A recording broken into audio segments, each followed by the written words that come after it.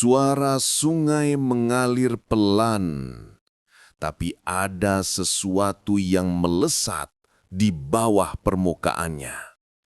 Sesuatu yang tidak pernah ingin disebut oleh orang-orang berbes, terutama saat melewati kedung maut, tikungan paling sunyi di Sungai Pemali. Dulu, di sana pernah ada 2 lembu, begitu kata orang tua-tua. Satu putih seperti cahaya bulan, satu hitam lebih gelap daripada malam. Tapi mereka bukan hewan, mereka penunggu, penjaga, dan sekaligus penuntut. Semua orang di desa tahu satu aturan. Jangan buang apapun ke sungai, jangan ambil apapun dari sungai. Tidak peduli seberapa berharganya. Tapi Rangga, seorang kontraktor muda, menganggap semua itu cuma tahayul kampungan. Ia datang dengan bor mesin, ekskavator, dan keangkuhan ilmu teknik. Ia merusak dasar sungai, ia membuang puing-puing, ia menghina penjaga sungai itu.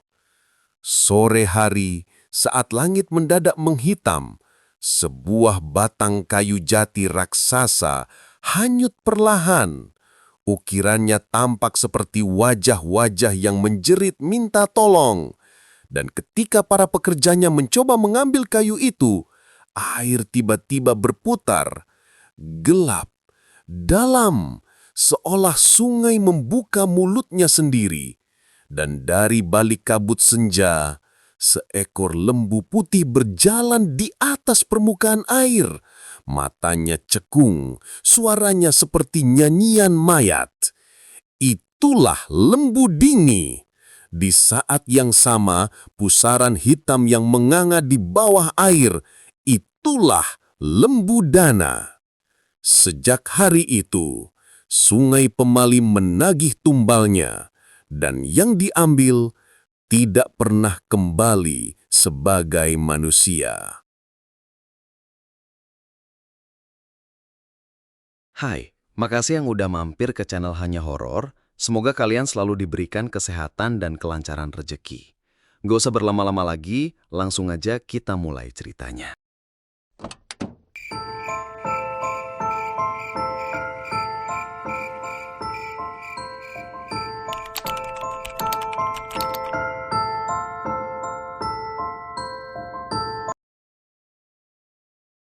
Di bawah terik matahari Brebes, arogansi Rangga, 25 tahun si kontraktor, beradu dengan aura mistis Sungai Pemali. Rangga memaksakan pengeboran fondasi sedalam-dalamnya di dekat tikungan sungai, tempat yang dikenal sebagai Kedung Maut. Getaran bor dan desing besi merobek keheningan yang sudah lama dijaga. Mbah Karto, si sesepuh, mendekati Rangga dengan langkah pelan. Ia membawa seikat daun sirih, matanya menatap tajam ke arah beton yang baru dituang. Nak Rangga, sungai ini punya perut. Perut itu sedang lapar. Jangan kau buang puing ke perutnya. Jangan kau ambil apa-apa. Kau akan membayar dengan harga yang sangat mahal. Rangga hanya tersenyum sinis sambil menunjuk ekskavator yang sedang membuang muatan batu besar ke sungai. Biur! Air sungai memercik hebat. Bah, harga saya sudah dibayar negara. Ini ilmu teknik. Tidak ada tempat untuk tahayul di sini. Mbah Karto memejamkan mata saat puing-puing itu tenggelam. Ia berbisik. Kau telah memberi mereka kotoran, mereka akan membalas dengan kemarahan lembu Dana. Tak lama setelah Mbah Karto pergi, cuaca tiba-tiba berubah drastis. Langit yang tadinya cerah mendadak menghitam. Sebuah batang kayu jati pusaka yang berukuran raksasa, hitam legam, hanyut perlahan menuju tepi sungai. Kayu itu dihiasi lumut dan tampak memiliki ukiran alamiah yang menyerupai wajah-wajah menderita. Keserakahan Rangga melonjak. Ia tahu kayu itu bernilai puluhan juta. Ia segera memerintahkan Mamat dan Kosim untuk mengambilnya. Saat kedua pekerja itu mengikat tali, dari balik kabut senja, sesosok Lembu Dini muncul. Ia berjalan anggun di permukaan air yang tenang. Kulitnya putih bersinar, tetapi setiap langkahnya, air sungai di bawah kakinya terasa mati, tidak bergerak. Matanya yang cekung memancarkan kesedihan dan hasrat yang tak terpuaskan. Lembu Dini melenguh lirih, suara itu seperti melodi kematian yang indah. Kayu jati itu tiba-tiba tersentak ke tengah sungai, menarik tali dan menyeret Mamat ke dalam air.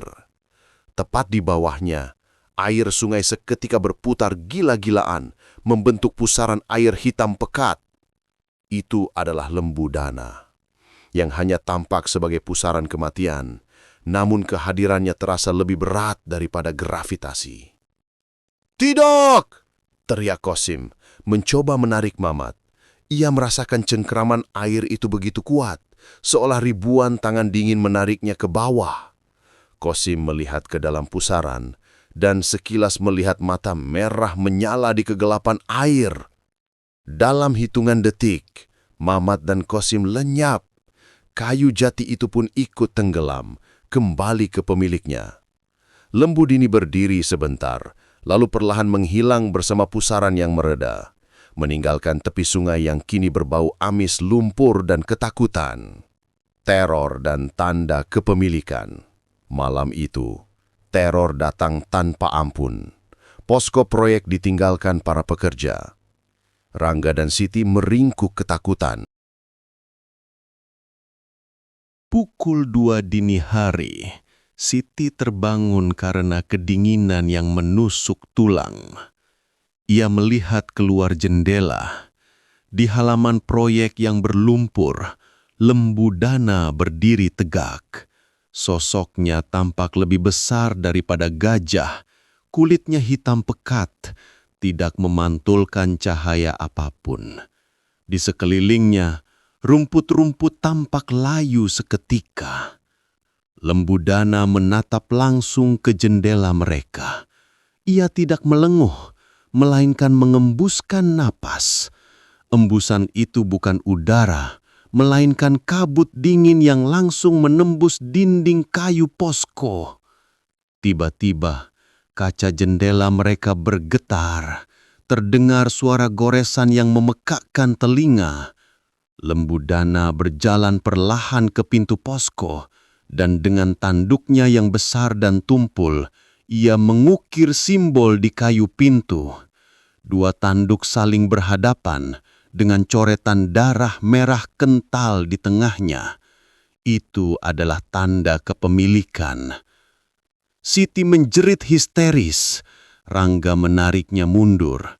Di tengah jeritan Siti, mereka berdua mendengar suara bisikan dari luar, suara yang asing namun terdengar seperti tangisan seorang wanita yang kedinginan.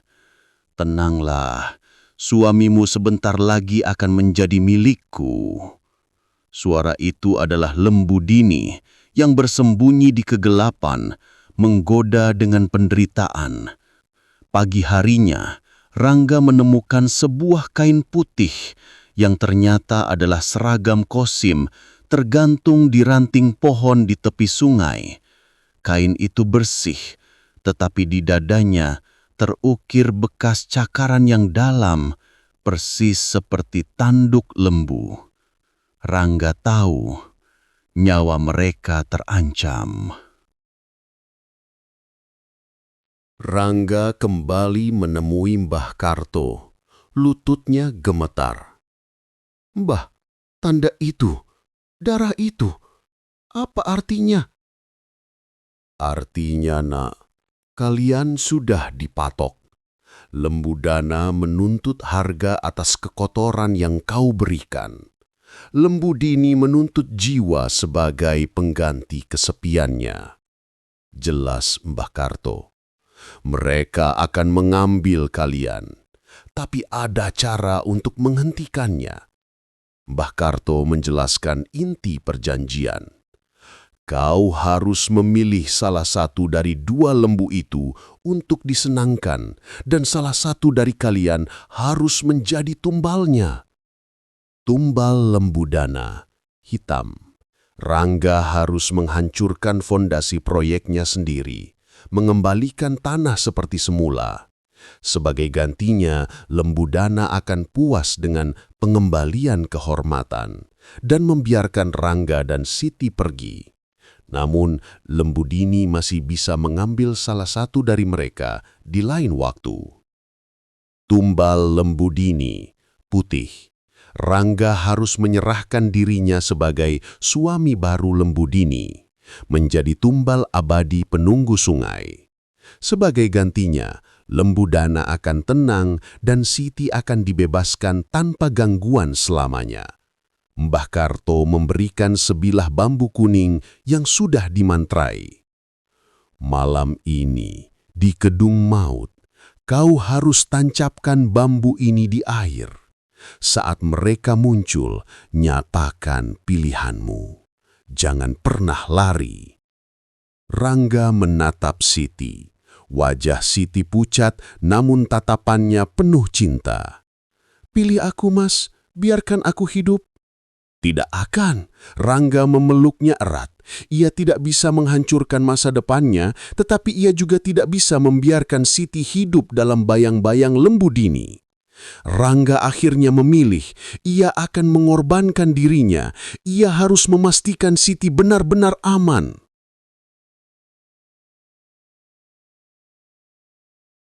Tepat tengah malam, di bawah bulan sabit yang tersembunyi awan hitam, Rangga berdiri sendirian di tepi Kedung Maut. Ia menancapkan bambu kuning itu. Suara air sungai yang beria kini terdengar seperti bisikan merangkak. Tiba-tiba dari kegelapan air muncul gelombang. Lembu dana muncul pertama.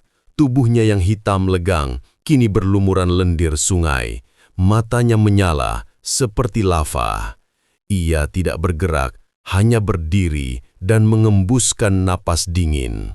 Kemudian lembu dini muncul. Ia melayang di atas air. Sosoknya tampak seperti pengantin hantu, putih bersih dan mematikan. Dari mulutnya, alih-alih lenguhan, keluar suara nyanyian Nina Bobo yang sangat dingin. Pilihanmu, Rangga. Suara lembu dana menggelegar, membuat air di sekitar Rangga bergetar. Aku memilih nyawaku, teriak Rangga. Aku menyerahkan diriku kepada lembu dini sebagai tumbal abadi. Sebagai gantinya, lepaskan Siti, jangan pernah sentuh dia. Lembu dini tersenyum. Senyum itu tidak menjijikan, melainkan sangat menyayat hati, senyum yang dipenuhi kesepian abadi. Aku terima, Rangga, bisik lembu dini. Saat lembu dini melangkah maju, tiba-tiba dari semak-semak Siti muncul. Ia membawa obor, wajahnya pucat. Tidak, aku tidak akan melepaskanmu, teriak Siti. Aku mencintaimu, Rangga. Kita akan hadapi ini bersama. Lembu dini seketika berbalik. Amarahnya di mata yang cekung, jauh lebih mengerikan daripada lembu dana. Dasar manusia bodoh, kalian terikat. Ikatan cinta kalian adalah kutukan terindah bagiku. Seru lembu dini, suaranya berubah menjadi jeritan. Lembu dana menghentakkan kakinya yang besar. Air sungai di Kedung Maut seketika berputar, membentuk pusaran hitam raksasa. Pusaran yang bergerak ke arah Rangga dan Siti. Rangga berpegangan pada bambu kuning, sementara Siti tersandung dan jatuh. "Siti, pegangan!" teriak Rangga, meraih tangan Siti. Wah! pusaran itu menarik mereka dengan kekuatan badai. Rangga merasakan lembu dana menarik tubuhnya ke bawah. Sementara bisikan dingin lembu dini memeluk jiwanya. Di detik-detik terakhir mereka tenggelam. Rangga melihat ke atas. Ia melihat kedua lembu itu berdiri di tepi pusaran. Lembu dana menatap penuh kemenangan. Sementara lembu dini kini menyeringai. Meraih dua kepala lembu yang terukir di bambu kuning sebagai simbol bahwa dua tumbal terikat telah didapatkan. Keesokan harinya, Sungai Pemali kembali tenang. Tetapi proyek itu ditinggalkan. Di tepi Kedung Maut, penduduk desa menemukan sisa-sisa posko Rangga yang hancur. Dan di tikungan sungai, mereka sering melihat bayangan dua lembu yang berjalan beriringan. Dan di belakang mereka, dua bayangan manusia yang terikat rantai, yang dipaksa menjadi pelayan abadi, lembu dana dan lembu dini di pusaran maut Sungai Pemali. 2 minggu setelah hilangnya Rangga dan Siti, proyek pelebaran jalur irigasi di Kedung Maut dihentikan total. Berita resmi menyatakan mereka hilang tenggelam dalam kecelakaan kerja yang aneh. Namun, Randy, 28 tahun, kakak kandung Rangga, seorang insinyur struktural yang rasional dan cerdas, menolak untuk menerima kesimpulan itu. Ia datang ke Brebes, matanya tajam dan penuh duka, bertekad menemukan kebenaran di balik hilangnya adik tunggalnya. Setibanya di lokasi, Randy disambut oleh aura dingin yang mencekam. Posko proyek Rangga hancur lebur, fondasi beton yang baru dituang tanpa kertak, dan di sisa-sisa pintu, ia melihat ukiran tanduk dan coretan merah yang kering. Ini bukan pekerjaan alam, gumam Randy, mengambil foto dengan ponselnya.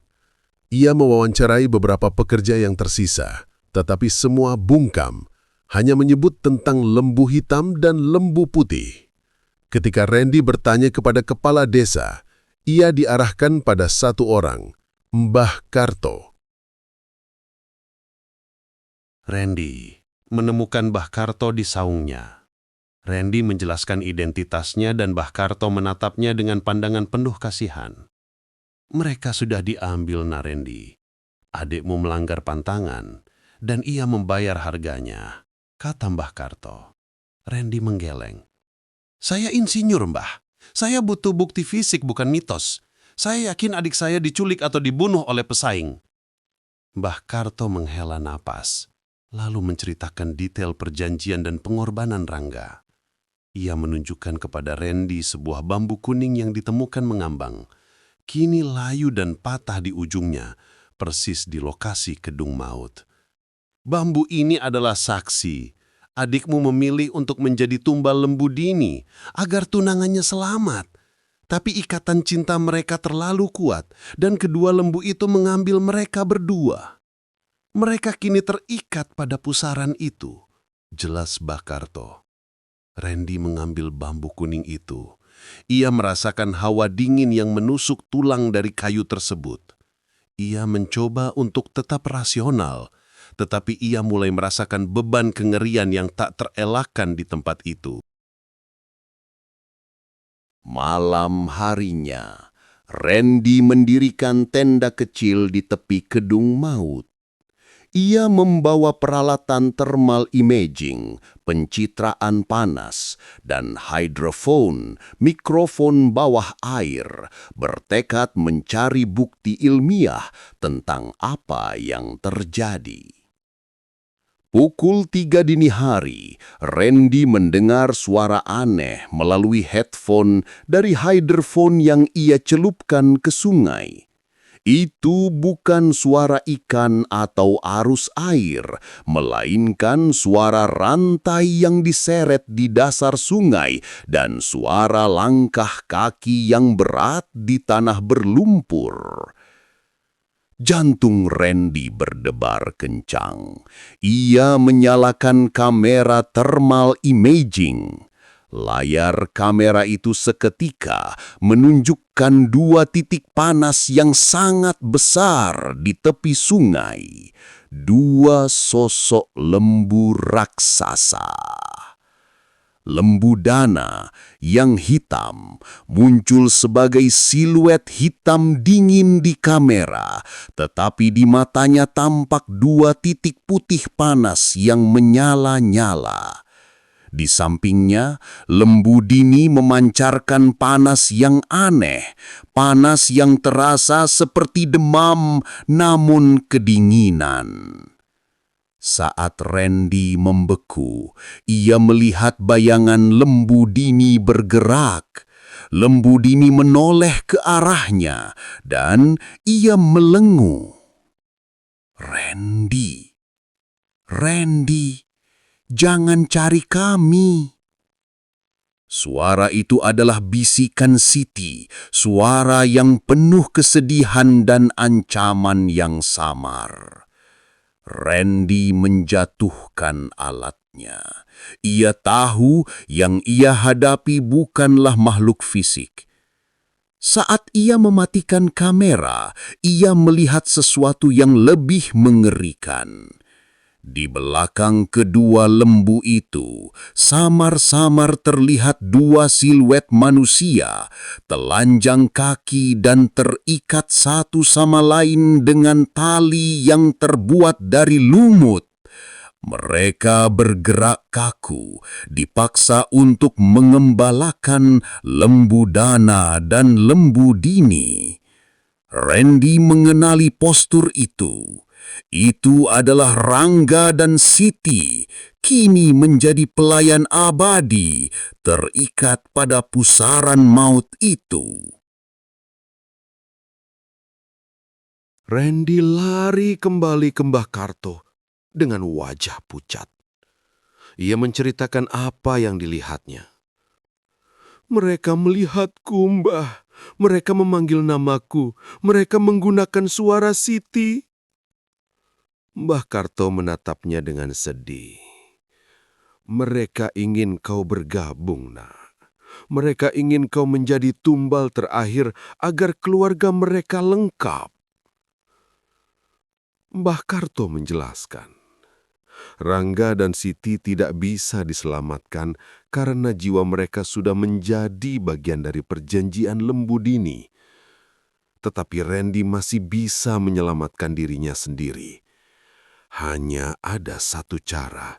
Kau harus menghancurkan fondasi yang dibangun adikmu sebagai ganti rugi atas pelanggaran pertama. Kau harus menghormati pantangan lembu dana. Jika kau pergi, kau tidak akan pernah bisa kembali ke Pemali. Mbah Karto memperingatkan. Randy tahu ini adalah jalan satu-satunya. Ia harus meninggalkan kebanggaan insinyurnya dan menghancurkan semua yang telah dikerjakan Rangga.